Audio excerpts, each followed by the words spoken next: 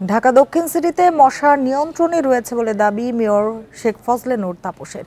মশক কর্মীরা সঠিকভাবে কাজ করছে উল্লেখ করে তিনি বলেন, যদি নিয়ন্ত্রণ কার্যক্রমে গাফিলতি পাওয়া যায় তবে ব্যবস্থা নেওয়া হবে। সকালে রাজধানীর পান্থকুঞ্জ পার্কে বক্স কালভার্ট কার্যক্রম পরিদর্শন শেষে সাংবাদিকদের প্রশ্নের জবাবে তিনি এসব কথা বলেন। বিকাশে কম খরচে ক্যাশ আউটের লিমিট বেড়ে 50,000, প্রিয় এজেন্টও 2টা।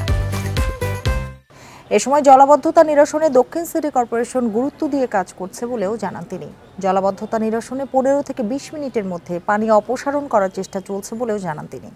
নতুন করে জলাবদ্ধতার এলাকায় পানি নিষ্কাশনের ব্যবস্থা নেওয়ার কথাও জানান মেয়র। এছাড়াও নিউ মার্কেট এলাকার জলাবদ্ধতার জন্য নতুন প্রকল্প নেওয়া হয়েছে। পিলখানার ভেতর দিয়ে পানি প্রবাহের ব্যবস্থা করা হচ্ছে বলেও জানান তিনি।